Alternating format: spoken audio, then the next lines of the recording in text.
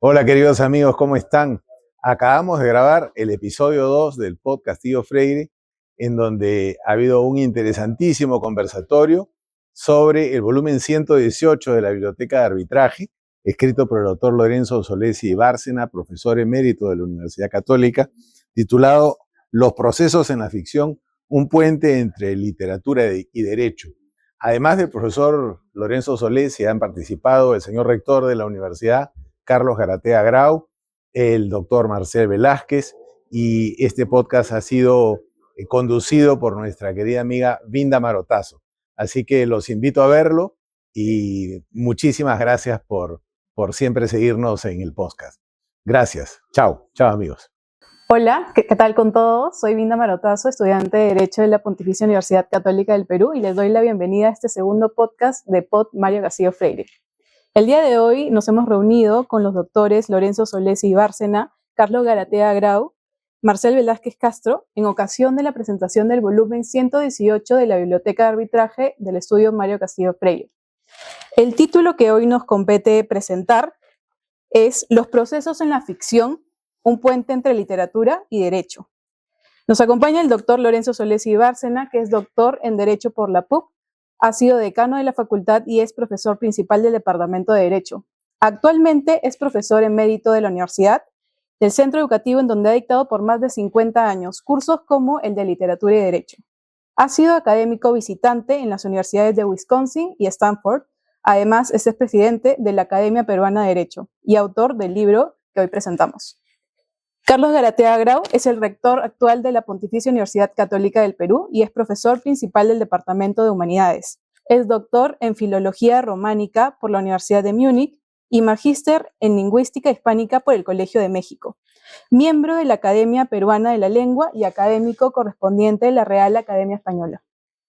Integra la Junta Directiva de la Asociación de Historia de Lengua Española y varios comités internacionales.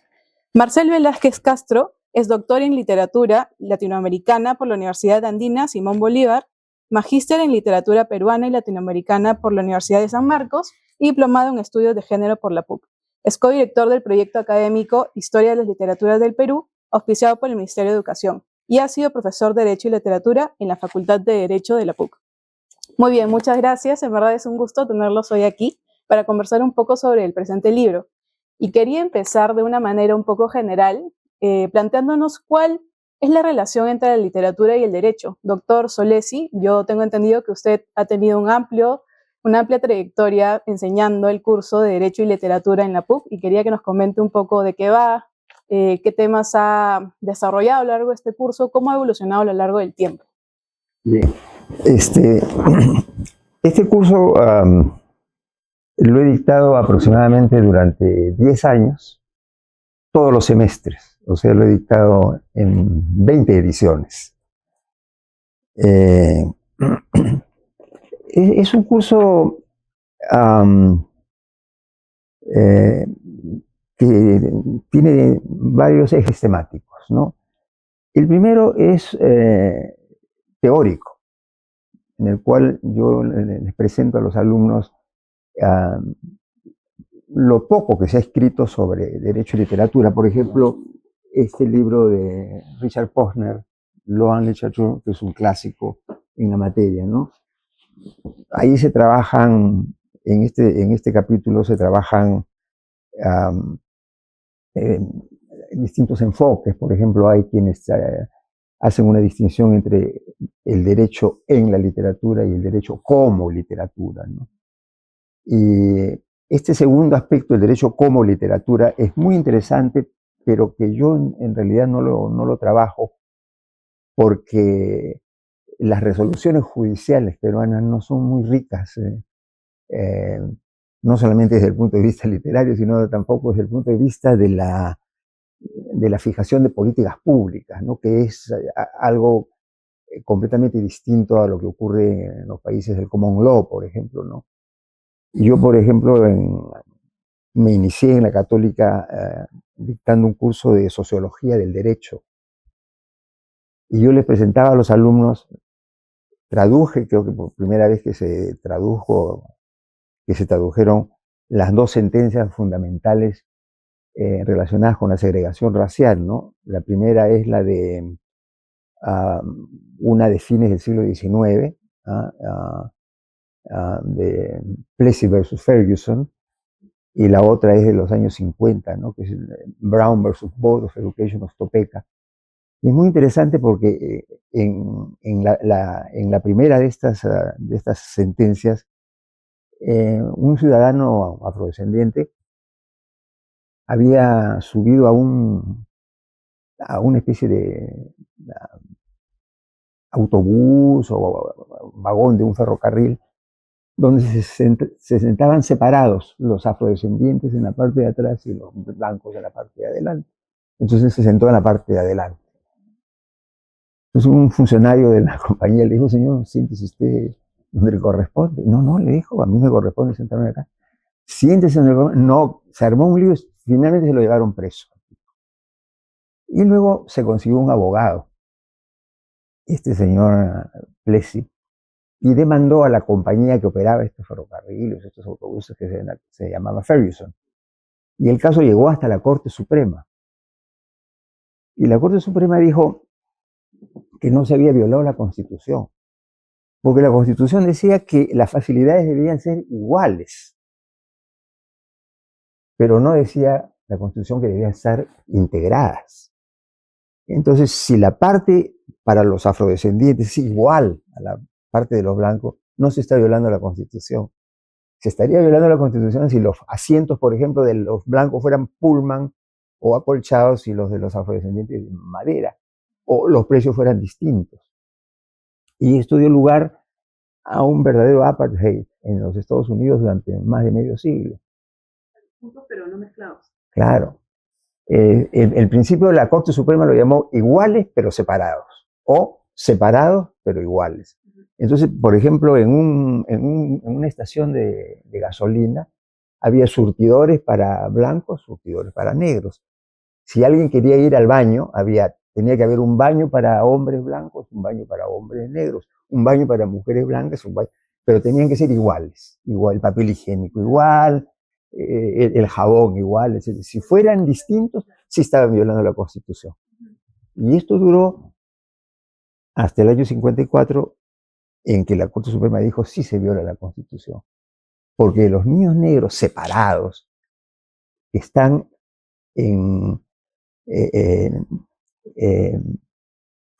claro, usan los mismos textos, el sílabus de los cursos es el mismo, pero ellos, como son una minoría, en esa época eran el 10% de la población de los Estados Unidos, se están criando con un complejo de inferioridad. Y desde ese punto de vista están siendo discriminados, porque los blancos no se están criando con un complejo de inferioridad. Entonces, este tipo de sentencias se prestan a estudiarlas como literatura, porque te permiten acceder a los resortes del poder, a los nervios del gobierno, ¿no? Entonces, yo en este primer capítulo de aproximación teórica trato este tipo de temas, cómo el derecho eventualmente se puede prestar a entender las relaciones entre ciudadanía y poder, a las relaciones entre dominación y personas sometidas a dominación o a cualquier tipo de tiranía o de lo que fuera. Entonces, lo que yo hago en el capítulo siguiente es más bien el derecho en la literatura, que también es muy, muy enriquecedor. Allí trabajo los juicios de Sancho Panza, por ejemplo, de la segunda parte del Quijote. Trabajo uno de los cuentos de Gulliver, ¿no? Borges dice que Jonathan Swift tuvo la mala suerte de que el único cuento que se hizo famoso es el cuento del país de Lilliput, ¿no? Donde él va a un país donde había unos seres pequeñitos, y que este cuento se ha convertido en un cuento para niños. Y Gulliver es visto como un autor de cuentos para niños, cuando en realidad Jonathan Swift era un crítico del género humano, de la humanidad. Y acá hay el cuarto viaje, es el viaje al país de los Hoynes, que eran unos caballos que hablaban y razonaban, y eran los que habían creado la civilización en la isla. Y en esa isla los animales eran los seres humanos, que eran llamados yahoos, y de ahí ha tomado la informática la palabra Yahoo para crear este motor de búsqueda en Internet. Los yahoos eran los seres humanos. Entonces, estudiamos el viaje al país de los Hoynes, estudiamos los papeles póstumos del Club Pickwick, que yo lo trato en mi último libro, en un capítulo, ¿no? Donde se ve toda la corrupción que existía en el sistema de administración de justicia de la era victoriana. Luego estudio Hoguera de las Vanidades, una novela muy interesante de Tom Wolfe, que también que la menciono en mi libro, no la desarrollo, la he desarrollado por separado en un artículo. Trato El Mercader de Venecia de Shakespeare, que tiene dos aspectos jurídicos, ¿no? Un contrato y un juicio. Y se puede ver toda la manipulación que hay del contrato y del juicio, que al final de cuentas resulta un juicio nulo, porque Porcia, que interviene en el juicio, era una impostora y tenía interés en el pleito. Después vemos una novela que no está traducida al castellano, que se llama El Veredicto, pero que sin embargo sí se ha llevado al cine. Yo tengo un artículo que se publicó en la Universidad del Pacífico en un libro que se llama Derecho y Cine, y ahí trabajo el tema del Veredicto de Barry Reed, y luego acá también trabajamos El Extranjero de Camus, que también está desarrollado en mi último libro en un capítulo. Luego tengo un tema 4, que yo lo llamo las categorías jurídicas como elementos organizadores del pensamiento en otras áreas.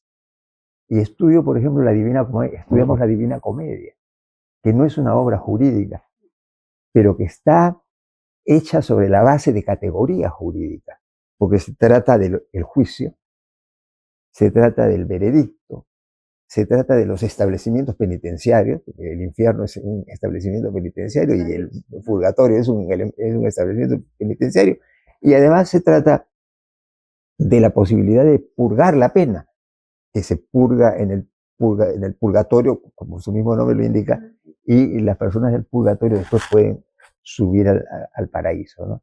Y los alumnos leen algunos cantos de la Divina Comedia.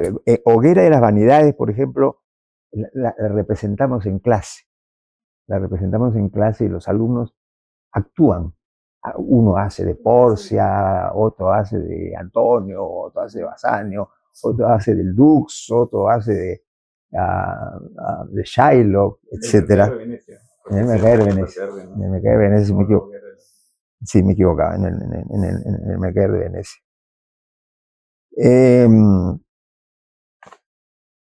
En el proceso de Kafka, a pesar de que Kafka era abogado, y a pesar de que la novela trata sobre un proceso, la crítica ha querido ver en el proceso cosas que no tienen que ver con el derecho, sino con la filosofía, incluso con la teología, ¿no?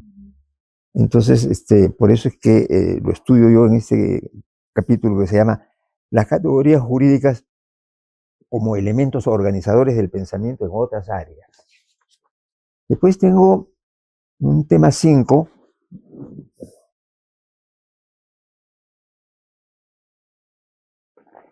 que se llama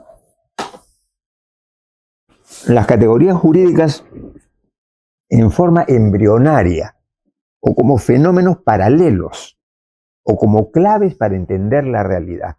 Y ahí trabajo puro Borges. Trabajo La viuda Chimpirata, El informe de Brodí, El muerto, El hombre en el umbral, Emma Suns, Los teólogos y el atroz redentor Lazarus Morel. Y luego en el tema 6, que es prácticamente el último, se llama Una mirada a la contraposición entre derecho y realidad, y ahí trabajo Hermanos Karamazov que lo desarrollo en mi libro, Billy Bat, que lo desarrollo en mi libro, y Testigo de Cargo, que lo desarrollamos en clase pasándoles la película, Testigo de Cargo, que es una versión, uno de los pocos casos en que la película es mejor que la narración de Agatha Christie. Bueno, y este es el curso que me ha permitido escribir este libro sobre los juicios en la ficción. Muy interesante, doctor. De hecho, menciona que no solamente se ve, la literatura desde los textos, sino también de las películas, desde el teatro, o sea, es un enfoque bien holístico. Sí, olvidaba decirles que yo tengo un primer capítulo, al cual no he mencionado, porque, en fin, que se llama La literatura como actividad hedónica o el placer de la lectura, en el cual quiero que los alumnos, cuando entran al curso, se empiecen no diría olvidar, porque no se van a olvidar nunca, pero que se empiecen a desenganchar un poco de la doctrina, de los conceptos, de la jurisprudencia y del lenguaje enrevesado del derecho, y quiero que disfruten de la literatura. Entonces los hago leer, por ejemplo, a Quevedo, a Rubén Darío, a García Lorca, a Neruda, en cuanto al verso, ¿no? Y en prosa les hago leer partes del Perfume de Patrick Suskind, les hago leer partes de El Aleph de Jorge Luis Borges también, un cuento fantástico que a mí me encanta y que no es muy conocido, de Curcio Malaparte, que se llama Mujer como yo, y finalmente los inicios, las 3 primeras páginas de una novela del mexicano Fernando del Paso que se llama Noticias del Imperio. Pero a propósito de este capítulo, yo les he armado un playlist de música. O sea, muchos de estos versos, por ejemplo, incluso, por ejemplo, la Sinfonía en Gris Mayor de Rubén Darío se ha puesto en música. El Romance Sonámbulo de Federico García Lorca se ha puesto en música. La Casada Infiel de Federico García Lorca se ha puesto en música. Sube a nacer conmigo, hermano, de Pablo Neruda, se ha puesto en música. Entonces, yo les paso a los alumnos un playlist que yo mismo he elaborado. Entonces, en el curso hacemos poesía, prosa, derecho, música, cine y teatro. Qué increíble, en verdad. Y todo eso en un semestre, a mí me parece alucinante, en verdad. O sea, sobre todo porque es de a pocos que va insertando a los alumnos en esta dinámica. O sea, el hecho de que primero nos desapeguemos de todo lo que nos han enseñado a lo largo en la facultad, un poco para empezar a cuestionar desde la literatura lo que nos han enseñado en los últimos años.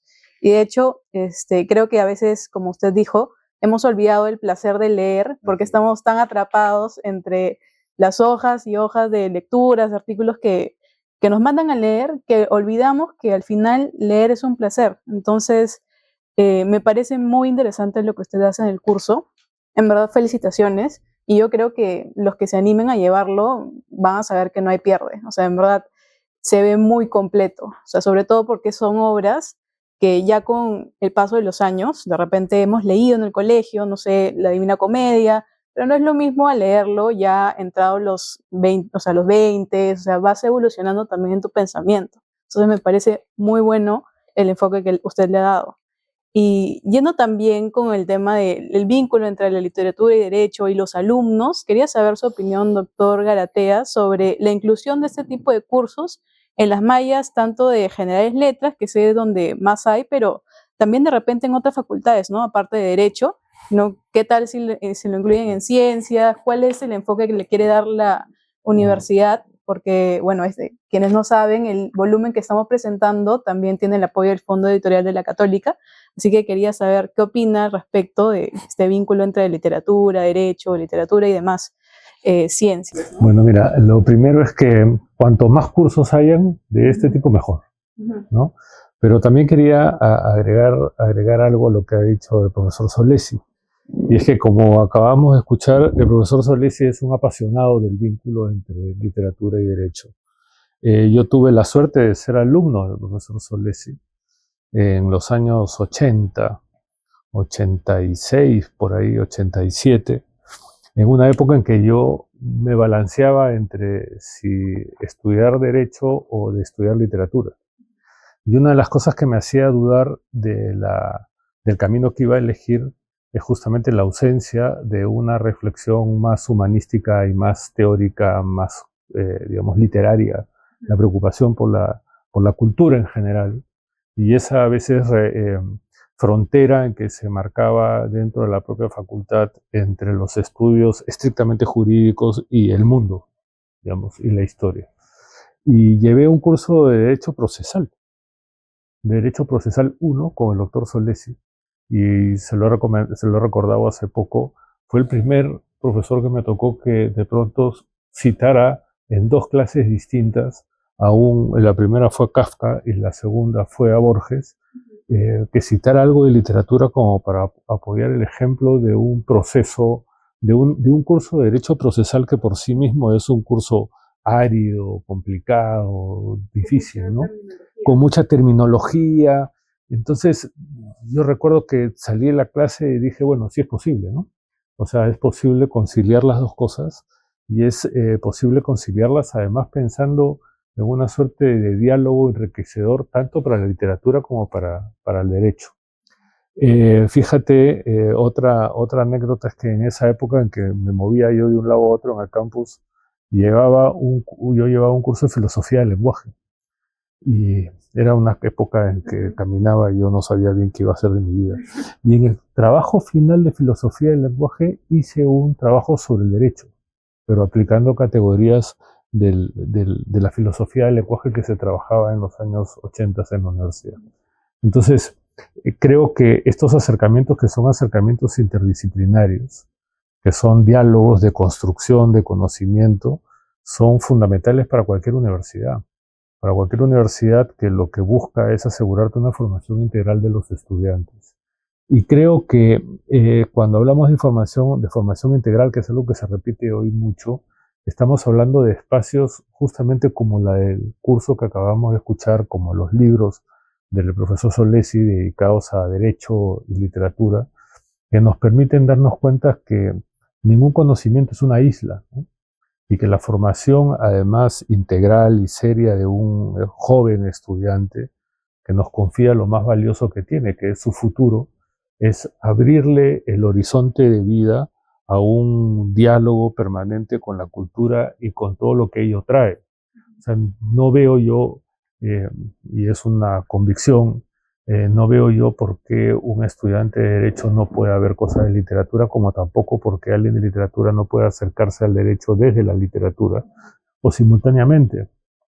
Mi maestro, Luis Jaime Cisneros, decía cosas como que los físicos son filósofos, pero no lo saben, ¿no? Entonces, ¿por qué no podemos generar esos espacios que lo que hacen es devolverle el sentido a la vida, el sentido a la vida social, y contribuye sin duda con que las bases de formación sean mucho más amplias?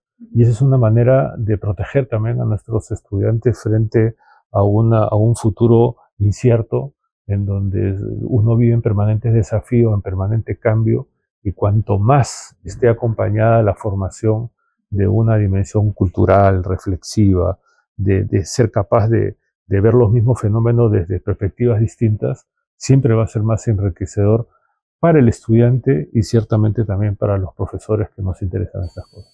Totalmente. De hecho, o sea, la reflexión a partir de la literatura, de hecho, desde la lectura en general, desde distintos enfoques, hace que las personas se cuestionen los nuevos desafíos que nos competen como sociedad, ¿no? El aparecimiento de la inteligencia artificial, que no se sabe qué retos puede traer para nosotros como futuros profesionales e incluso para los profesionales ya en ejercicio. Entonces, me parece muy interesante. Yo he tenido la oportunidad de llevar en Generales Letras un curso de literatura actual, y desde ahí ya empezaba a ver el enfoque multidisciplinario que daba, por ejemplo, la Católica. Sé que en varias universidades también se aplican los mismos métodos, en San Marcos, en la Pacífico, me parece que también. y ya empezaba a ver que no basta solo con saber de derecho en la carrera que había elegido. O sea, es necesario que en tu mente confluyan todo este tipo de conocimiento, diferentes disciplinas, para que seas un profesional completo, ¿no? O sea, incluso economía, ciencias que no, parece que no están muy ligadas al derecho, lo están totalmente, y yo creo que pasa lo mismo con la literatura. Entonces, ya enfocándonos un poco en la literatura como ciencia, ¿no? En todo el proceso literario, al leer el libro, y la verdad es que poco a poco me iba preguntando si los juicios que se describían en el libro seguían siendo ficción o ya se parecían a la realidad, sobre todo la realidad peruana que nos rodea, es lo más cercano que tenemos para comparar. Y bueno, quería preguntar cómo se da todo este proceso creativo, doctor Marcel, porque lo bueno de este libro es que no solamente te cuenta de qué va cada juicio, sino que también te permite ver el contexto del autor. O sea, cada autor se presenta en su época, con los sucesos que habían pasado en su vida para que llegue a crear obras como las que se presentan en este volumen. De hecho, se narran 5 juicios, como lo mencionó el doctor. El primero es de Dmitri Karamazov, de los hermanos Karamazov de Dostoyevsky. El de Meursault, y ahí permítame no pronunciar tan bien, mi francés no es fluido, pero es de El extranjero de Camus. Y el proceso de Joseph en el proceso de Kafka, el de Mr. Pickwick en los papeles póstumos del Club Pickwick y el de Billy Booth en Billy Booth de Melville. Entonces, cada obra de estas se ha ido contextualizando y cada autor nos da su perspectiva, ¿no? De diferentes épocas es un poco, no es un poco, es muy interesante ver cómo todos han dado luces que podrían cualquier lector asemejar con lo que pasa en el derecho, en los juicios no reales, ¿no? Sí, bueno, yo quería comenzar diciendo que el derecho y la literatura coinciden en que son 2 sistemas de modelización secundario, ¿no? Porque tienen como instrumento principal el lenguaje, ¿no? Entonces ahí hay una, digamos, estructura común que es muy importante de explorar. Y que libros como el del doctor Lorenzo Solesi lo hace pues con creatividad, con rigor, ¿no? Siempre ha habido muchas vidas, digamos, que han oscilado entre la literatura y el derecho, ¿no? Estaba pensando en un escritor como Manuel Atanasio Fuentes, el murciélago, un escritor costumbrista del siglo XIX, que estudió derecho, pero se dedicó toda su vida a escribir literatura, a hacer periodismo, a participar, digamos, a través de la palabra, ¿no? En el espacio público de la República. O también podemos recordar a Julio Ramón Ribeiro, en esta famosa novela Los Geniecidos Dominicales, ¿no es cierto?, donde narra sus desencuentros más bien con el derecho. Él estudiaba derecho, el personaje Ludo, ¿no?, que es un alter ego de él, ¿no?, estudiaba derecho en San Marcos. Alfredo Bryce es otro que estudió Derecho, ¿no?, en San Marcos y se dedicó finalmente a la literatura. Entonces, hay muchísimos entrelazamientos, ¿no? No solamente conceptuales, sino vitales de Derecho y literatura, ¿no? Yo mismo estudié Derecho en la Universidad Católica y a tiempo empecé a estudiar literatura, felizmente, así que pude salirme del mundo del Derecho y dedicarme a la literatura. Me salvé de alguna manera, pero siempre guardo muy buenos recuerdos, digamos, de mis años en Derecho, ¿no? Y creo que me ha ayudado también a tener una mirada mucho más interdisciplinaria en mis aproximaciones y mis estudios sobre la literatura, ¿no? Entonces pude, digamos, estudiar las 2 disciplinas y, bueno, ahora me dedico básicamente a la literatura. Y en cuanto a los juicios representados, yo creo que lo que se ha producido allí es un recorte, digamos, bastante canónico, pero también bastante,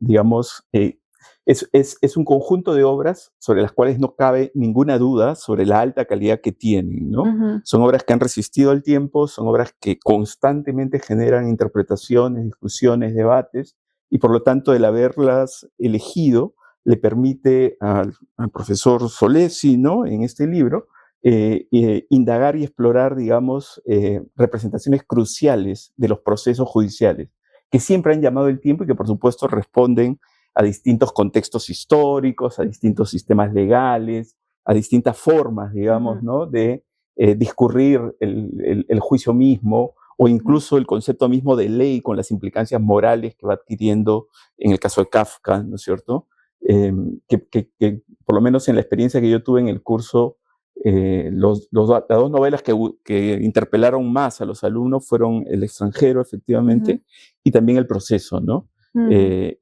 Son novelas modernas, son novelas que nos hablan en el caso de Kafka, también de las angustias del hombre moderno instalado, digamos, en un horizonte que no llega a comprender cabalmente.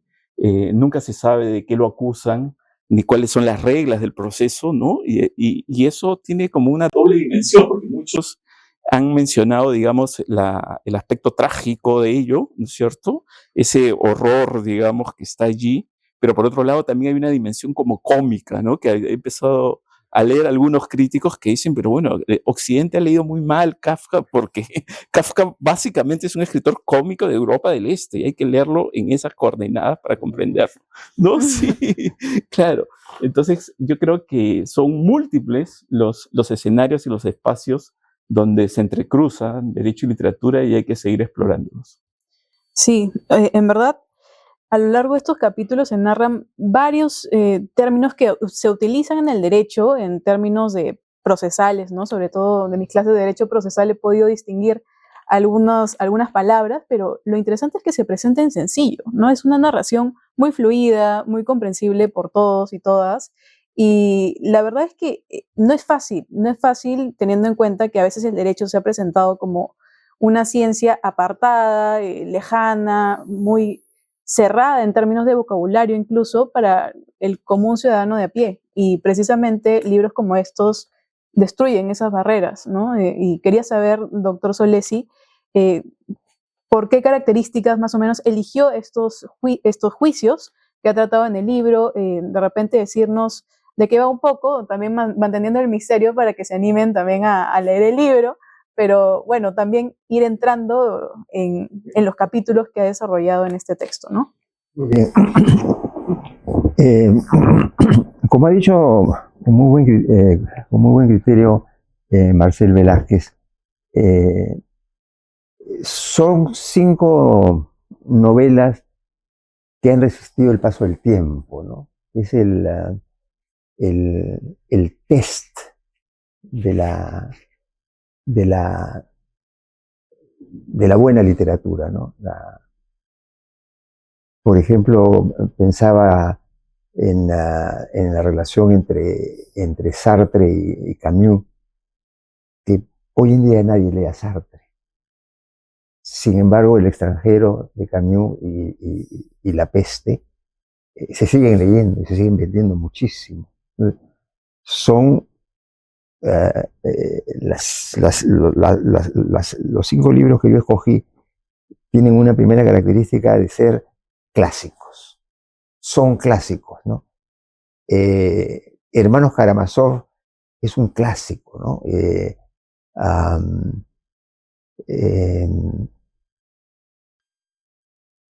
Se ha llevado al cine, ¿no? Recuerdo yo haber visto de niño una película con Jules Briner, que creo que él hacía de Dimitri, ¿no? Hermanos Karamazov es una novela, además, como digo allí yo, en el capítulo pertinente, polifónica, ¿no? Un término que no es mío, obviamente, sino que lo tomo prestado de un especialista. Sí. Porque Hermanos Karamazov, en realidad la historia del asesinato del padre de los Karamazov es una parte del libro. El libro tiene también la fábula del gran inquisidor, ¿no? Que es muy importante, que incluso a veces se vende, se ha editado como un libro autónomo de hermanos independiente, de Hermanos Karamazov, ¿no?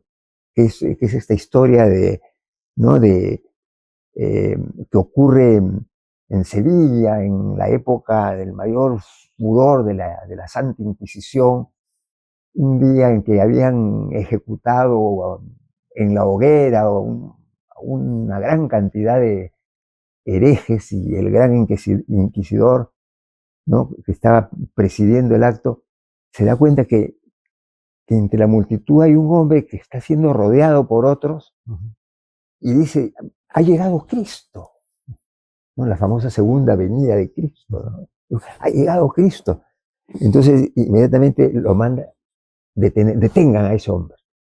Se lo detienen y lo llevan preso, ¿no? Y en la noche el gran inquisidor va a hablar con Cristo, ¿no? Y le dice, ¿para qué has venido? Le dice. Y ya la primera vez que viniste, armaste un zafarrancho. No deberías haber vuelto. En la repetición está el gusto. Por eso es que yo te voy a mandar a ejecutar al amanecer, le dice, porque esa idea tuya de que el hombre es libre, de que el hombre goza del libre albedrío, es una idea equivocada y dañina, porque el hombre necesita que le digan qué cosa es bueno y qué cosa es malo. El hombre necesita que si hace lo que le dicen que es bueno, que lo premien, y que si hace lo que le dicen que es malo, que lo castiguen. El hombre necesita siempre alguien que lo guíe, que lo dirija, y eso somos nosotros, la iglesia, ¿no? Y bueno, Cristo no pronuncia una sola palabra y finalmente no lo ejecuta el gran inquisidor. Pero es una parte de los hermanos Karamazov. También está la parte del starets Zósima, ¿no? Que era una especie de santo vivo, ¿no? Que vivía en el pueblo, justamente en este pueblo donde vivían los Karamazov, y habían peregrinaciones que iban a besarle la mano o para que él imponga su mano a los enfermos o a los tullidos como si fuera Cristo. Entonces, Hermanos Karamazov es una novela que siempre va a tener vigencia, es una gran novela, ¿no? El extranjero lo mismo, ¿no? Yo pongo ahí en mi libro unos estudios que se han hecho sobre la novela más leída, o más popular o más vendida en el siglo XX, y en muchos países, entre las primeras, siempre la primera es el Ulises de Joyce. Y dicho sea de paso, yo no he podido meterle el diente nunca. Es difícil. Porque Borges dice que el problema con el Ulises es que hay que leerlo en inglés. Sí, claro. Porque es intraducible. Claro. Yo lo he querido leer en castellano y no he podido. 2 o 3 veces. Pero entre las 5 mejores novelas del siglo XX siempre está, en primer lugar siempre está el Ulises de Joyce y En busca del tiempo perdido. Pero eso quizás porque son considerados clásicos y valiosos y la gente los quiere tener en su biblioteca en una bonita edición, pero que sean los más leídos yo no me resisto a creerlo, ¿no es cierto? Es como Trilce, es como el poemario de Trilce. Entre los 5 mejores siempre está El extranjero. Ese sí se lee. Que yo a mis alumnos se los hago que lo compren por problema de derechos de autor. Y todos lo compran y lo leen íntegro. Es un libro que tiene 120 páginas, 110 páginas, una cosa así. Ese será siendo un clásico, ¿no? Luego, Papeles póstumos, Club Pickwick es la primera novela de Dickens. Dickens es un autor extraordinario. A mí me encanta. A mí me encanta. Me encanta. Yo he leído todas las novelas de Dickens, todas. Pero Dickens era... Dostoyevsky lo visitó a Dickens. Y Tolstoy tenía en su oficina un cuadro de Dickens, a quien consideraba también el mejor novelista del siglo XIX. Y entonces, Papeles póstumos del Club Pickwick que yo pongo ahí, fue su primera novela. Y es una novela que está escrita en tono humorístico. Porque Mr. Pickwick era un señor que era una especie de Don Quijote, que tenía su Sancho Panza, que era Sam Weller, que era su criado. Y luego tenía otros 2 miembros del club, uno que era, decían que era un poeta, y uno no se entera por qué era un poeta, y al final de la novela uno se entera por qué era poeta, y era por la mirada lánguida que tenía. Nunca había escrito un poema, ni leía poemas, pero Tenía el semblante. tenía el semblante de La poema. pinta, la pinta del poeta. ¿No?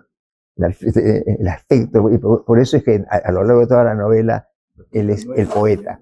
Y había otro No, que escribe por otro fin, miembro del club que era un hombre obeso, pero que tenía una gran debilidad por el sexo opuesto. O sea, era un gran enamorado. Y a lo largo de toda la novela no se puede ver ningún éxito que tuviera el pobre hombre en ninguna aventura romántica, porque era demasiado gordo el pobre, ¿no? Entonces, toda la novela consta de las aventuras de Mr. Pickwick, este Don Quijote, con Sam Weller, su Sancho Panza, y estos otros miembros de su séquito, y que van recorriendo toda Inglaterra y se van viendo envueltos en una serie de problemas de los cuales salen airosos, y siempre Mr. Pickwick tratando de hacer el bien, de hacer que prevalezca la justicia, la equidad, la honestidad. Pero resulta que el pobre Mr. Pickwick vivía en la casa con una señora, que era la señora Bardell, y la señora Bardell, que era una viuda, estaba enamorada de Mr. Pickwick, que era un hombre mayor de 60 años, y de gran fortuna. Y en una ocasión, Mr. Pickwick hablaba como hablan los ingleses, ¿no? Con lo que se llama el understatement, ¿no? El understatement, ¿no? Yo tenía un profesor, usted usaba esa expresión. Cuando él hablaba, por ejemplo, había, por ejemplo, un gran problema entre los estudiantes, y decía, algunos estudiantes están un poco confundidos. Sí, Decía, sí, ¿no? sí, sí, sí. Él usa, bueno, y así era Mr. Pickwick. Sí. Entonces Mr. Pickwick le dice a la señora, cuando él va a contratar a Sam Weller, le dice, señora Bardell, va a tener usted que soportar aquí en la casa la presencia de un varón que va a significar un gasto, es cierto, pero que para su hijo va a ser una figura modélica, va a ser una especie de padre sustituto. Entonces la señora Bardell cree que le está proponiendo matrimonio. Entonces lo abraza del cuello y se desmaya. Desmayo fingido, pero que era en la época victoriana era indispensable. Cuando a una mujer, un varón se le declaraba, era de rigor que se desmayara, porque si no era mal visto. Tenía que desmayarse. Entonces la señora Bardell, entre comillas, se desmaya. Entonces el señor Pickwick la agarra de la cintura para que no se caiga al suelo, y en ese momento entran sus compañeros, Sam Weller y el hijo de la señora. Bueno, y la cosa acaba ahí. Pero unos abogados malévolos, malignos, representan lo peor de la abogacía, la contactan a la señora Bardell y le dicen, este hombre le ha querido proponer matrimonio en los hechos, la ha abrazado, las cosas que le dijo. Y si en un tiempo prudencial no cumple con casarse con usted, usted puede demandarlo por ruptura de promesa matrimonial y pedirle una indemnización por el daño moral, que nosotros valorizamos en 1.500 libras. Y bueno, como Mr. Pickwick se olvida de la señora Bardell y de lo que había pasado, nunca le propone matrimonio, y estos abogados van a la carga, van donde la señora Bardell, hacen firmar la demanda, etc. Y el pobre Pickwick acaba ante los tribunales. Entonces, el juicio de Mr. Pickwick es un juicio fantástico para ver todas las corruptelas a las que se puede prestar un sistema no peruano, sino inglés, ¿no? Con testigos de alquiler, con testigos a los cuales uno les pagaba para que... Los vecinos, ¿no? Sí, Los vecinos que... no, testigos de alquiler, que era su profesión. Estaban por la corte y daban su tarjeta. Por si acaso necesita usted un testigo, aquí me tiene usted, ¿no? Entonces, a mí me pareció cuando la leí por primera vez, esa novela me pareció ideal para presentar todas las taras de un sistema legal cualquiera, como en ese caso era el victoriano, pero que se repiten en todas partes del mundo y en todas las épocas, ¿no? Y luego, luego viene el proceso de Kafka, ¿no? Que como han mencionado el doctor Garatea y Marcel Velázquez, eh, es un libro misterioso, ¿no? No se sabe si tiene un contenido jurídico o filosófico o religioso o si está escrito en broma, ¿no? Pero es un clásico, ¿no? Es un clásico, ¿no? Borges tiene, a mí siempre me gusta citar a Borges porque soy un fanático de Borges. En ese libro que se llama Derecho en Contexto, que publicó el Fondo Editorial de la Católica, tengo un artículo que se llama El Derecho en la obra de Jorge Luis Borges, que lo recomiendo. Y también ahí está mi trabajo sobre el derecho en la Divina Comedia, en ese libro Derecho en Contexto. Borges dice que Kafka ha escrito los mitos de nuestra época. Ha sido un escritor de mitos.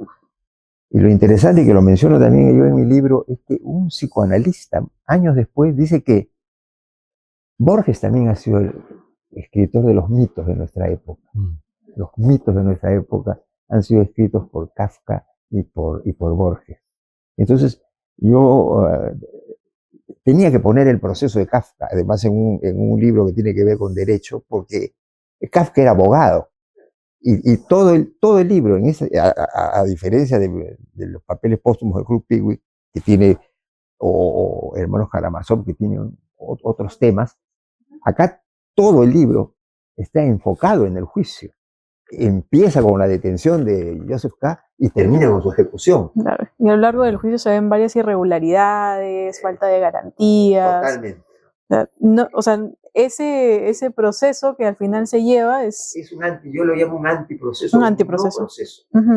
Porque es bien interesante para un estudiante de Derecho, porque nosotros, los abogados, hemos ido inventando a lo largo de los siglos lo que se llaman las garantías procesales. Por ejemplo, cosas tan elementales como que uno es responsable de sus actos, pero tu esposa, tus hijos, tus padres no son responsables de tus actos. Sin embargo, ha habido épocas y países, sobre todo en la China y en el Japón de la antigüedad, en que la responsabilidad penal de un individuo alcanzaba a sus hermanos, a sus hijos, a sus cónyuges y a sus padres. Eso rápidamente, ya en el derecho romano, eso terminó. La responsabilidad siempre es individual. Pero después nosotros hemos ido inventando otras cosas. La carga de la prueba es de quien acusa, ¿no es cierto? El condenado tiene derecho a guardar silencio, a tener un abogado, a que los plazos sean, todo lo que se llama el debido proceso, ¿no? A que los plazos sean razonables. A que le digan quién lo acusa, de qué lo acusa, Así es. cosa que no se cumple en varios Entonces, claro, lo que hace Kafka, que era abogado, todas estas garantías procesales las va sacando del proceso. Entonces, para empezar, Joseph K., que así se llamaba el personaje principal, nunca sabe de qué lo acusan. Entonces, contrata un abogado. Y hay una parte donde, pero el abogado no escribe una contestación a la demanda, porque el abogado tampoco sabía de qué lo acusaban. Entonces el abogado le dice, yo me voy a enterar de qué lo acusan a través de mis contactos que tengo yo en la corte. Claro, se decía que los abogados más ganaban los casos por los contactos que tenían. Eso, No sí, sé. Como dicen los doctores, no está muy lejos de lo que pasa en la realidad. Sí, creo que ahí empecé a abandonar la ficción. Bueno, y el último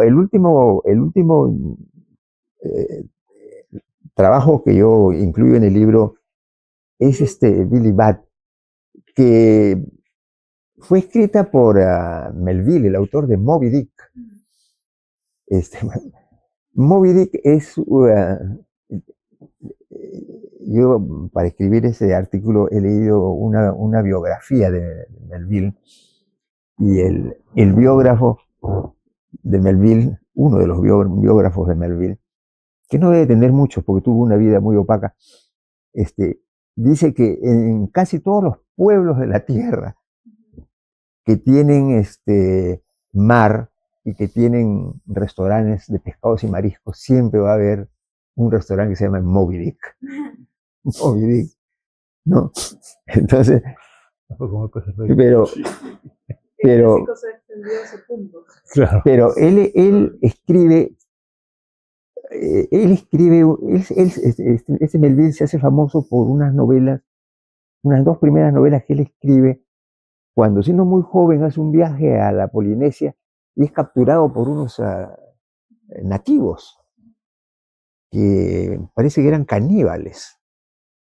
Entonces él logra fugarse del cautiverio, porque estos nativos lo tenían prisionero, lo habían hecho prisionero, y escribe dos primeros libros sobre la Polinesia, sobre las costumbres, las mujeres, las costumbres sexuales. Entonces logra captar un determinado público. Pero cuando escribe Moby Dick, que es una obra enorme, extensa, polifónica también, compleja, ¿no? ¿no? Compleja, Llena de dilemas morales. llena de dilemas morales. Y la gente pensaba que Melville ya se había muerto. Y se vendieron durante la vida de Melville no más de 500 ejemplares de Moby Dick.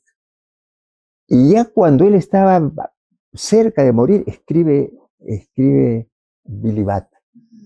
Y algunos dicen que Billy Bat contiene todo el pensamiento de Melville sobre la vida, sobre la cultura, sobre su tiempo, etc. Y eso es una novela corta, pero es muy interesante, porque enfrenta el bien, que era Billy Bat, con el mal, que era el Claggart, el maestro de armas. Entonces, Melville, para no hacer una cosa tan tosca entre la oposición, entre el bien y entre el mal, utiliza el capitán del barco, que era un capitán que leía, era un capitán intelectual, que antes de hacerse a la mar, de lo primero que se preocupaba era de que la biblioteca del barco esté bien surtida. Era un intelectual. Y entonces, pero en esa época, la Armada inglesa había tenido dos conatos de motines que habían sido terribles, se habían terminado en la horca los amotinados. Y Claggart, que no se sabe por qué odiaba a Billy Bat, no hay una serie de interpretaciones sobre que había una relación de homosexualidad, que Claggart era homosexual, y que estaba enamorado de Billy Bat, pero que por la época y por el contexto de estar en un barco de guerra no podía hacer otra cosa que más bien darle la contra a Billy Bat y acusarlo, como que lo acusa de ser el cabecilla de un motín. Y entonces el capitán, que sentía mucha simpatía por Billy Bat, le dice: ¿cómo te puedes tú defender? Y Billy Bat lo único que hace es darle un puñete al maestro de armas en la frente y lo mata en el acto. Y entonces el capitán se ve ante un dilema terrible, ¿no? ¿Qué hago? Incluso lo iban a ascender. Él lo quería ascender, era muy querido por la tripulación, pero el capitán dice: ¿qué hago? Estaban en alta mar, lo llevo a unirnos con la flota para que el almirantazgo lo juzga, pero ¿y mis marineros qué van a decir? Que yo no tengo el coraje para juzgarlo, la autoridad y la fuerza y la determinación, y entonces lo juzga. Pero establece, y Posner trabaja el tema también del Consejo de Guerra que él establece, que tenía determinados vicios procesales. Y no solamente tenía vicios procesales la conformación del Consejo de Guerra, sino que él, el capitán, que era simplemente un testigo, se convierte un poco en el fiscal. Y prácticamente, como él era el jefe de los que conformaban el Consejo de Guerra, prácticamente los obliga a que condenen a muerte a Billy Budd. Entonces es un caso bien interesante del sacrificio de una persona en pro de, entre comillas, valores superiores que están por encima de la vida de un pobre marinero analfabeto. Claro, porque si no lo juzgaban, ahí acaba la regla. O sea, creo que había un poco de temor también por parte del capitán de que todos se subleven o crean que ya no existen reglas dentro de su jurisdicción o lo que podríamos llamar. Claro, y entonces nos da bueno, estudiando Billy Budd me he encontrado con opiniones que dicen que Billy Budd es una de las obras literarias norteamericanas sobre las cuales más se ha escrito. Entonces, yo dije, ¿cómo no voy a poner Billy Budd en mi libro de estos grandes procesos? Y creo que no me equivoqué porque es una narración apasionante y llena de recovecos y de posibilidades de interpretación y de una gran riqueza literaria, filosófica y humana, ¿no? Totalmente. De hecho, estas 5 obras creo que recogen bastante bien lo que, no solamente temas de derecho, ¿no? Como usted ha mencionado, sino también temas humanísticos. Y ahí también quería la mirada de usted, doctor Garatea, porque salen una suerte de cosas, no sé, la seguridad jurídica en el proceso de Kafka, el hecho de que al parecer no había un momento en que dejaran de observar su vida, ¿no? Yo en algún momento también pensé que se parecía un poco a 1984 de George Orwell y el tema del Gran Hermano. Entonces, ¿cuándo vamos a estar seguros de que lo que hacemos, o sea, no nos van a procesar por cada cosa que hacemos y cuidar todo ese espacio? Pero al mismo tiempo también habían otras cuestiones donde el sistema jurídico está por encima de todos, no vale la pena que por un marinero, ¿no?, sacrifique todo lo que se ha construido. Entonces hay como un balance y creo que ese balance entre el sistema, el orden superior versus la persona, ¿no?, el ciudadano común y corriente, como podríamos demostrarlo, nos despierta a nosotros como humanos varias cosas, ¿no? Y quería que usted también dé su perspectiva desde ese lado, o sea, el impacto de estas obras en la humanidad, ¿no? De los estudiantes, de cualquier lector, ¿no? Mira, mientras que escuchaba a Lorenzo y leía el libro, no hay que perder de vista que las novelas sobre las que se concentra el libro no fueron escritas como pensaron abogados, ¿no es cierto? Ni tampoco fueron escritas como un manual jurídico. No es que se pretenda hacer una revisión de la doctrina jurídica, ni entrar en la discusión si esta garantía o esta garantía, sino que forman parte de un sistema de representación en la que se basa una ficción, ¿de acuerdo? Y creo que eso es importante porque es lo que le da a las novelas en las que la variable jurídica aparece, lo vuelven una suerte de personaje más. O sea, es un personaje más, pero lo que yo no sé, que es una pregunta que pongo así sobre la mesa, es que si esa variable es solo reconocida por los abogados o no, ¿de acuerdo? Que son los que pueden darse cuenta de lo que mencionabas tú en tu primera intervención, de las referencias cruzadas a través de las fórmulas jurídicas, de las referencias a terminología jurídica, o a la propia experiencia que puede tener el lector o eventualmente el autor ante el derecho, ¿no? O el autor, en el caso de Kafka que se ha mencionado, que como abogado introduce una suerte de narración que tiene algo de paródica, de humor negro, sobre lo absurdo que puede ser un proceso judicial al extremo que tú tengas a un condenado o a un imputado sin que éste tenga idea de qué cosa es lo que ha ocurrido. Creo que eso es lo que lo hace atractivo para alguien desde la literatura y desde el derecho.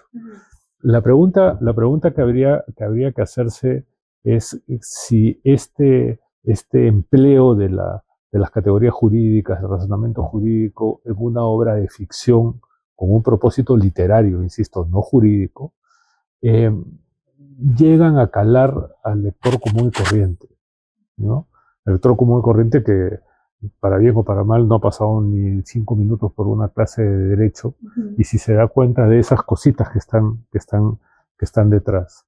La ventaja de un lector con formación jurídica es que puede reconocer estos juegos, seguramente intencionales o no, que le permiten a los autores construir una historia en que el derecho es tomado como objeto o como burla. Y eso es parte del conocimiento también. Una especie de paralelismo. Es como dijo Marcel, es un sistema de representación. Es decir, la dificultad que, por ejemplo, puede tener hoy día una sentencia judicial hoy en el siglo XX en español, también parece un hecho de ficción, ¿de acuerdo? También es un juego de ficción, es decir, en donde la comunicación es lo último que se favorece y más bien se entorpece la comunicación. En el caso de las novelas, no. En el caso de las novelas, no. En el caso de las novelas, más bien lo que se busca es construir bien una historia, por eso es que son clásicos, en que el derecho es parte de esa historia, ¿no? Hay una frase que a mí me gusta bastante, que es del Club de los Poetas Muertos. No sé si han visto la película. Creo que se basa también en un libro de Nancy Kleinbaum. Y bueno, dice, la medicina, el derecho, el comercio son nobles actividades, necesarias todas ellas para mantenernos con vida, sí, para sobrevivir, pero el amor, la poesía, la belleza, esa es la razón de ser. Y creo que, o sea, el lector que lee sin contexto de derecho, lo primero que va a hacer es darse cuenta de todas estas ironías, ¿no? De, como usted dijo, de lo polifónicas que pueden ser algunas obras y de lo mucho que te puedes meter en la cabeza de cada personaje, y este personaje que agarre su propia personalidad más allá de lo que escribe el autor, ¿no? O sea, sí, claro. Una persona común y corriente que ha vivido un proceso judicial, o que ha tenido que pasar por un proceso administrativo municipal, abre el libro de Kafka que se llama El proceso y inmediatamente piensa que esto es un autorretrato. Ya no solo es humorístico, sino es autorretrato. Y esa es parte de la belleza que puede tener la literatura, ¿de acuerdo? Porque, insisto, Kafka cuando escribe El proceso no lo hizo pensando en ninguno de nosotros, ni tampoco pensando en los abogados, pero es a partir de su propia experiencia, ¿no? Como construye esta ficción. Precisamente lo hizo pensando en la sociedad. O sea, hay muchos detalles de las obras que obviamente no hemos narrado, pero creo que las personas que viven en carne propia todas estas vicisitudes, lo que puede ser nuestro sistema, dan cuenta a veces de lo injusto que puede ser, incluso de lo corrupto que puede llegar a ser en nuestro país, tener un sistema que a veces está muy oscuro, muy oculto de la realidad, y me parece que en alguna de las obras, ahora no recuerdo el nombre, pero hay como una especie de aparato estatal que es paralelo a lo que debería ser lo ordinario, ¿no? Y creo que muchas personas se van a sentir identificadas con eso, ¿no? Sobre todo si son procesos sancionatorios, procesos penales. Entonces, creo que esta obra no solamente es para quienes estudian derecho o son profesionales del derecho, sino también para todos, ¿no? Y en eso interviene bastante el lenguaje. O sea, entonces, doctor Marcel, ¿qué opinión le compete el uso del lenguaje en estas obras? Yo creo que más allá de lo que pueda decir el texto, cada uno va a sacar el significado que crea conveniente de acuerdo a cómo interpreta las palabras. Bueno, yo quería primero decir que, digamos, toda obra de arte está basada en la libertad, ¿no? O sea, en la libertad de creación y en la libertad, en el caso de la literatura, de la lectura, ¿no? Yo no sé si alguien elegiría libremente ponerse a leer el Código Civil, ¿no? O sea, un poco delirante, pero digamos, justamente por estar basadas en esa libertad, ¿no? Estas obras literarias y en particular las novelas, ¿no? Porque lo interesante de la novela, digamos, es que es un género que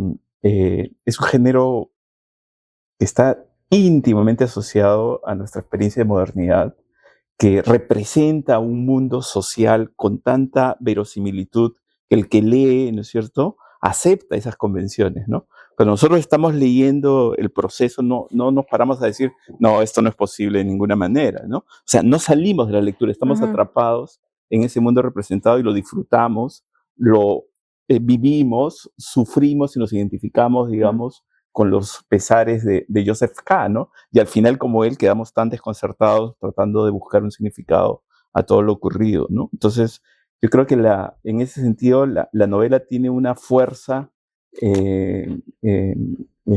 y una capacidad de afectar la vida de los lectores de una manera muy significativa, ¿no?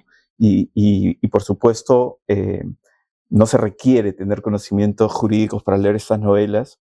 Son relatos tan potentes, están imbricados lo legal con dimensiones morales, con dimensiones, digamos, del sentido de la vida, de la condición humana, que cualquier lector va a poder disfrutarlas y aprovecharlas, ¿no? Y el libro, de alguna manera, por supuesto que privilegia el enfoque de la representación de los procesos. Y eso me parece que es un trabajo, digamos, que va a ayudar al lector, ¿no? Pero evidentemente todas las novelas que están trabajadas en el libro, pues implican, como bien se ha dicho, una serie de dimensiones que van mucho más allá de lo legal, ¿no? La palabra, digamos, la ventaja, la literatura, digamos, está formada por enunciados que no son ni verdaderos ni falsos, ¿no? Porque no se someten a una prueba de veredicción. Y de alguna manera la ley también tiene ese carácter, ¿no? O sea, un enunciado legal ¿es verdadero? ¿Es falso? Al final el derecho es una creación humana. Es una creación humana, ¿no es cierto? Y propone, digamos, una conducta ideal, ¿no? Un modelo de cosas, pero en sí mismo, digamos, no tiene ninguna razón ontológica para ser calificado de verdadero, ¿no? O sea, es el Estado el que lo impone y por supuesto estamos sometidos a ellos. No quiero proponer acá una rebelión anarquista, pero en sí mismo, digamos, no hay nada que pueda permitir porque el contraste con la realidad, ¿no? Entonces la literatura creo que es un extraordinario camino, ¿no es cierto?, para explorar la condición humana, para explorar también, por supuesto, la estética, la belleza, ¿no?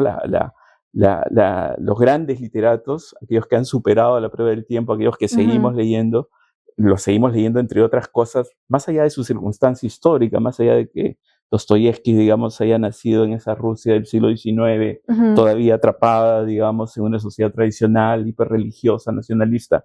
Lo seguimos leyendo porque nos plantean dilemas morales que hoy nos siguen interpelando, ¿no es cierto? En ese sentido han logrado, digamos, capturar una fibra de la condición humana, El mercader de Venecia, ¿no? El proceso de Kafka, que seguramente van a seguir con nosotros en tanto haya humanidad, ¿no? Y si me permites una cosa que me ha picado ahí el diente, Marcel. Mira, el derecho existe gracias al lenguaje, no solamente la costumbre. Mira la hermosa biblioteca en la que estamos, la cantidad de palabras nomás que hay, que son las que constituyen los millones y millones. Y en realidad uno de los retos que tiene el derecho para constituirse como sistema es que tiene que servirse de los recursos lingüísticos que son limitados para poder regular conductas humanas que son infinitas y que se pueden recrear permanentemente. Y es un poco lo que decía Marcelo. O sea, al final el lenguaje, el derecho existe, bueno, de repente va a sonar un poco abrupto, pero existe y se materializa en lengua. Y es la lengua la que tiene que cobijar. El gran trabajo que tienen los abogados es en usar herramientas que son limitadas, sintácticas, palabras, combinaciones, en poner en ese sistema concepciones que están pensadas para hacer que una sociedad funcione mejor. Ese es el gran reto. Y eso es lo bonito cuando se convierte en literatura, porque finalmente la literatura te ayuda a ser también mejores personas. El derecho tiene que ayudarte a búsqueda de justicia y una convivencia mejor. Y ahí hay un punto de contacto y de diálogo que me parece que es importante retener. Sí, cuando lees una norma, tienes que fijarte dónde han puesto la coma, o sea... O dónde no la han puesto. Puede cambiar totalmente el significado.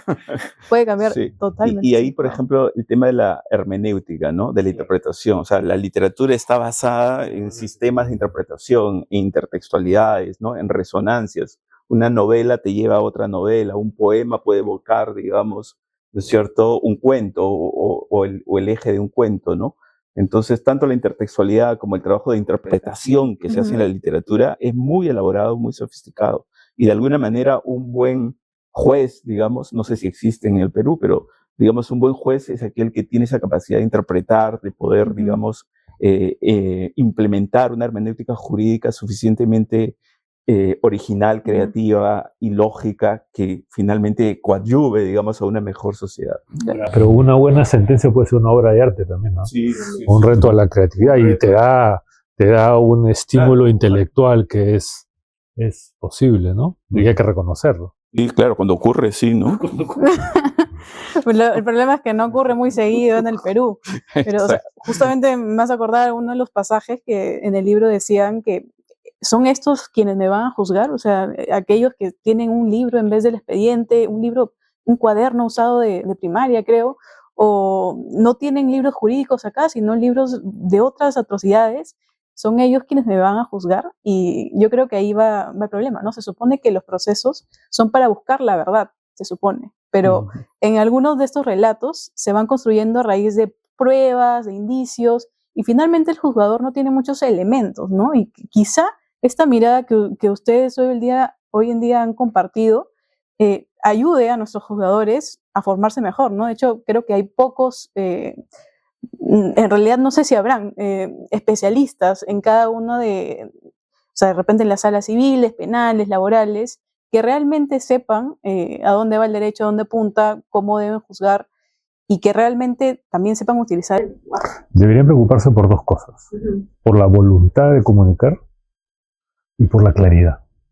Con eso se podrían dar los satisfechos. Y leer este tipo de cosas, de obras y demás cuestiones, no solamente te da ese bagaje en temas de derecho, sino también te ayuda a escribir, ¿no? Hay oraciones infinitas en las sentencias que uno no sabe dónde acaban, dónde empiezan. Y bueno, finalmente eso nos lleva quizá a decir que hay una crisis. Opinan que hay una crisis en ese sentido porque las personas, en general los profesionales del derecho, no se interesan por este tipo de obras, ¿no? De inculcar en sus mentes la literatura y, de hecho, hacer mejores producciones, ¿no? En temas de derecho, ¿no? En sentencias, en obras, ¿no? Bueno, es que yo sí creo que hay una evidente crisis en la formación de los universitarios en general, ¿no?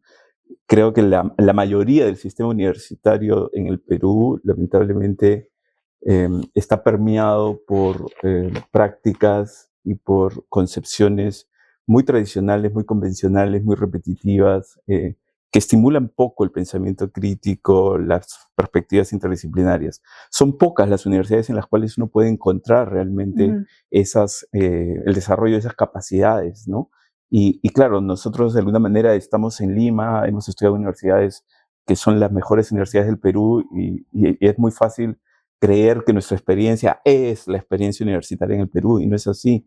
En el Perú no sé cuántos abogados se forman cada año, pero deben ser decenas de miles, y seguramente los niveles de formación son lamentablemente muy precarios, por decir lo mínimo, ¿no?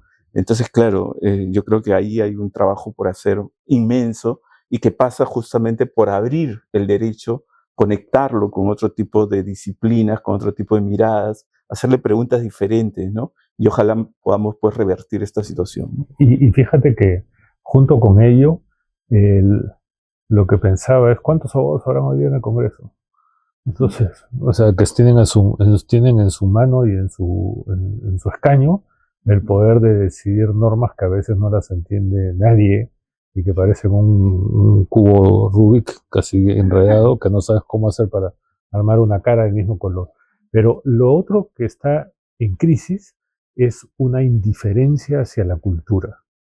Es decir, el valor de la cultura como, no tanto como lo que te va a permitir ingresos, turismo, más restaurantes, etcétera, sino como lo que te define el alma de un país y de lo que es una sociedad.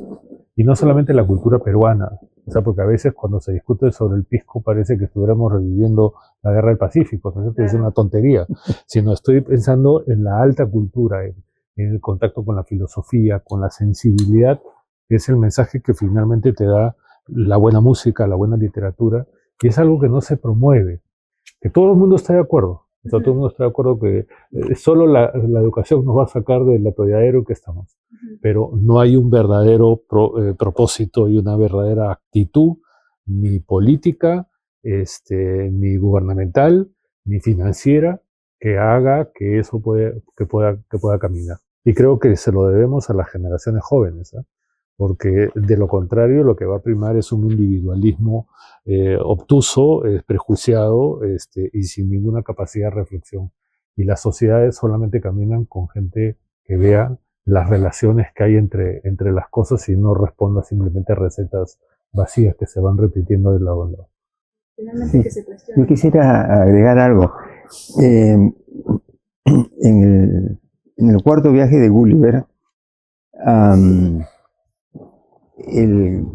este caballo que era su amo, así él lo llamaba mi amo, le pide que le cuente un poco cómo era el sistema jurídico en Inglaterra, ¿no?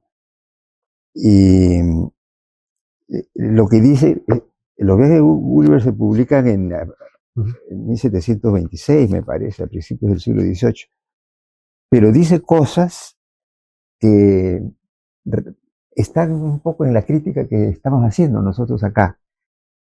Fíjense lo que dice, le voy a leer un poquito.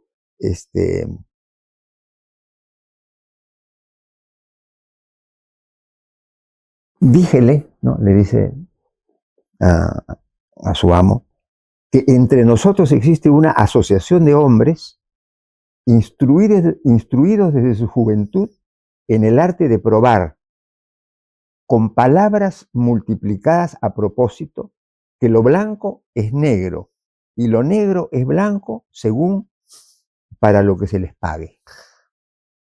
El resto de las personas son esclavas de esta asociación. Por ejemplo, si a mi vecino se le mete en la cabeza conseguir una vaca mía, contrata los servicios de un abogado para que demuestre que debo darle la vaca.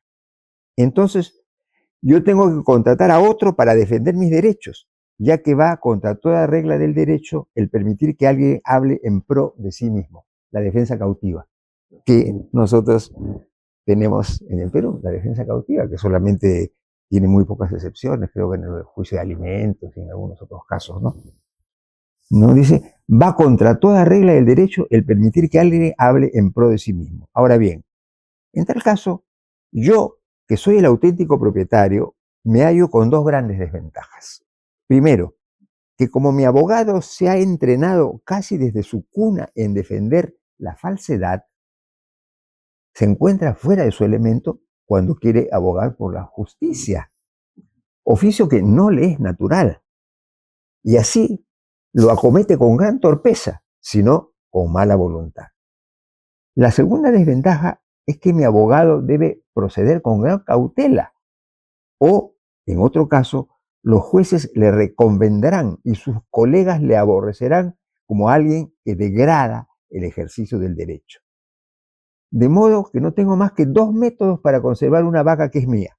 El primero es comprar al abogado de mi adversario con el doble de sus honorarios. Y él traicionará a su cliente insinuando que la justicia está de su parte. El segundo procedimiento es que mi abogado presente mi causa como la más injusta, reconociendo que la vaca pertenece a mi adversario. Y si esto se hace con un poco de maña, se granjeará sin duda el favor del tribunal. Ahora bien, su señoría debe saber que estos jueces son personas designadas para decidir toda clase de controversia sobre la propiedad, así como para juzgar a los criminales. Y como han estado durante toda su vida predispuestos contra la verdad y la equidad, se hallan bajo tan fatalista necesidad de favorecer el fraude, el perjuicio y las presiones, que he visto a algunos de ellos rechazar un sustancioso soborno de la parte que tenía la justicia antes que ofender a la profesión por hacer algo impropio de su natural condición de oficio. Ahora, mira, aquí viene el famoso tema de la jurisprudencia y los precedentes. Es una máxima entre estos leguleyos que cualquier cosa hecha anteriormente puede volver a hacerse ya legalmente. De ahí que tengan especial cuidado en registrar todas las anteriores decisiones tomadas contra la justicia ordinaria y el sentido común general de la humanidad, las cuales bajo el nombre de precedentes las aducen como autoridad para justificar las opiniones más inicuas. Y los jueces nunca dejan de fallar en conformidad con ellas.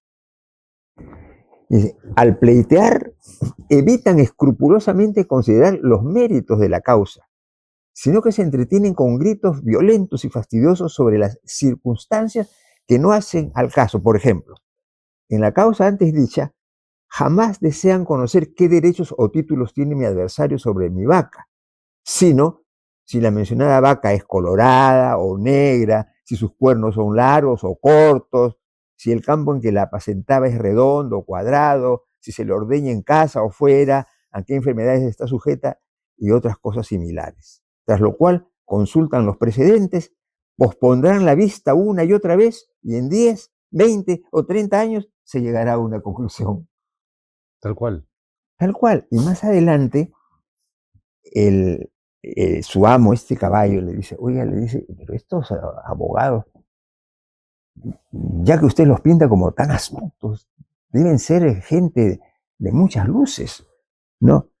Dice, aquí me interrumpió mi amo diciendo que era una pena que seres dotados de tan prodigiosas habilidades intelectuales, cual debían de ser abogados con toda seguridad, según la descripción que yo había hecho de ellos, no se animasen más bien a ser instructores de otros en sabiduría y ciencia, en respuesta de lo cual aseguré a su señoría que en todos los asuntos ajenos a su profesión, los tales eran por lo general la especie más ignorante y estulta entre nosotros, la más despreciable en el trato común, enemigos declarados de toda ciencia y estudio, e igualmente proclives a pervertir el sentido común de la humanidad a propósito de cualquier otro asunto de conversación, tal y como hacían en los de su propia profesión.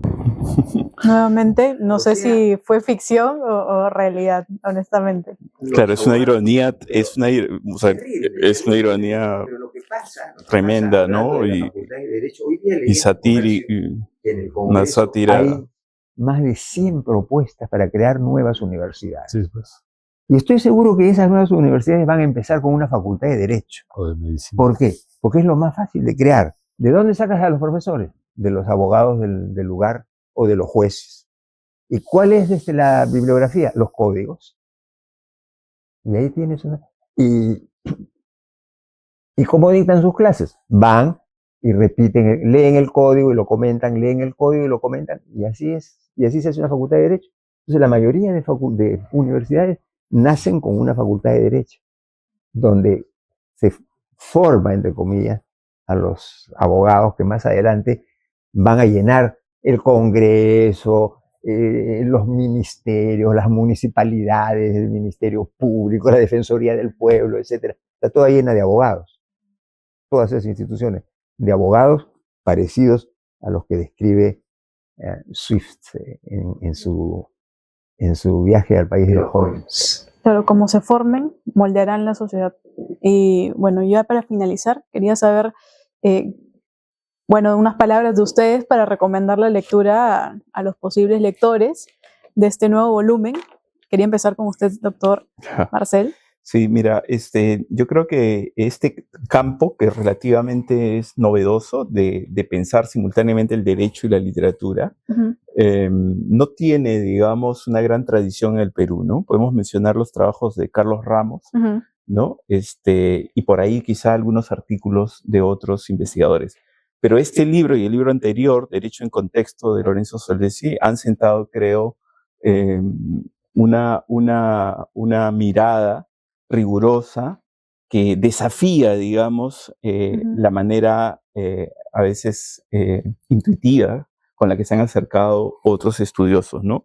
Y abre muchos caminos, creo, tanto para los estudiosos de la literatura como para los estudiosos del derecho, a pensar, digamos, estos dos grandes sistemas de modelización, digamos, del mundo, de la realidad, que están basados en el lenguaje y en toda la potencia que hay en la palabra, para poder reflexionar sobre nuestras prácticas sociales, nuestras instituciones y, por supuesto, ampliar nuestros rangos y nuestras miradas en tantos seres que pertenecemos a una comunidad, a una historia, a una humanidad, ¿no? Entonces, la verdad que me parecen dos libros centrales y que seguramente van a encontrar muchos lectores aquí en Lima y en otros lugares del Perú y por supuesto también en el extranjero.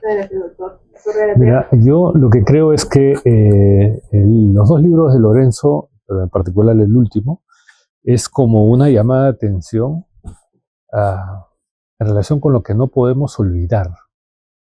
Y una de las cosas que no podemos olvidar es que el mundo es más complejo, que existen sistemas en que hay interacción, que el derecho finalmente es un fenómeno cultural y es un fenómeno humano que se construye sobre la base de palabras, y que ese fenómeno, en tanto hecho cultural, en tanto hecho humano, también tiene vínculos con lo que ocurre alrededor del sistema jurídico. Finalmente son conceptos, son personas, que se hace sobre la base de una cultura y de modo de concebir la realidad. Y cuando decía que no podemos olvidar, y creo que eso es una llamada de atención importante del profesor Solesi, es justamente hacia las instituciones de formación de abogados, en que la formación pequeña del detalle, simplemente autocontenida, los lleva a nuestros estudiantes a que se olviden de todo aquello que los puede enriquecer profesional y humanamente. Y creo que ese es justamente un mensaje que está detrás del libro, que está detrás de la trayectoria del profesor Solesi, y que más bien debería invitarnos a las universidades a fomentar más los cursos que les permitan a nuestros chicos completar adecuadamente, complementar y darse cuenta que su formación profesional es parte también de su formación humana, cultural, que los va a ayudar a ser más libres y mejores, ¿no? Para finalizar, doctor, unas palabras para quienes lean su nuevo libro. Bueno, ya se ha dicho casi todo. Yo siempre he sido un convencido desde que empecé a estudiar, a enseñar derecho hace más de 50 años, que el derecho no puede enseñarse aislado de la sociedad. Por eso yo empecé enseñando sociología del derecho, después enseñé un curso que se llamaba Derecho y Desarrollo, donde vinculaba el derecho con la economía. Después me metí al derecho procesal, porque es justamente en el derecho procesal donde se ve el drama humano. El drama humano no se ve tanto en el derecho comercial o en el derecho tributario, sino en los juicios de alimentos, en los juicios de filiación, en los divorcios, ¿no? Y finalmente terminé vinculando al derecho con la literatura en este afán por llevarle a mis estudiantes un método, ¿no?, que les permita abrir los ojos y mirar alrededor, ¿no?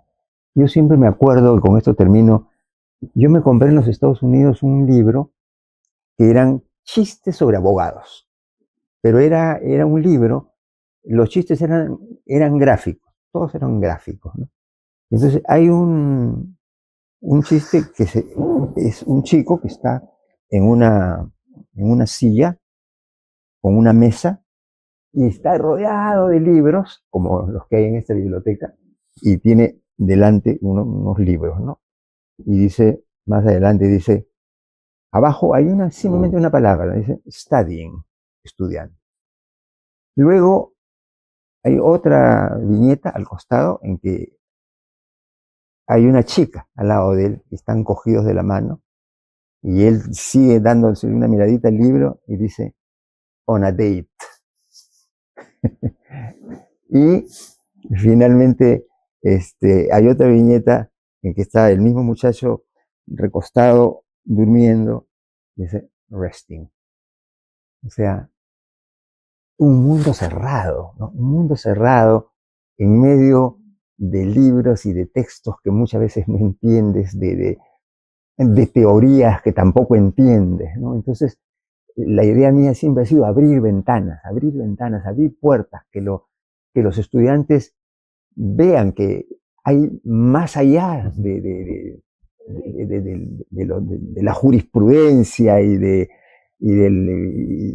Kelsen, ¿no?, y de Carnelut, y de Calamandé, y de Clovenda, más allá ¿no?, de todos esos, más allá de ellos está el mundo, está la vida, y están todas las disciplinas que se ocupan de la vida, como la literatura, la música, el teatro, el cine. Entonces, esa es la manera, como dijo muy bien el rector en un momento de su intervención, de formar a nuestros estudiantes, formarlos en consonancia con el mundo que le toca vivir. Totalmente. Al final no somos personas, no somos abogados y no vemos más allá de lo que dice la ley. Muchas gracias por acompañarnos el día de hoy. Ha sido una grata entrevista. Los animo a todos quienes estén escuchando el podcast a leer esta nueva obra del volumen 18 del Estudio Mario Castillo Freire, la Biblioteca de Arbitraje. Ya nos vemos en un próximo podcast.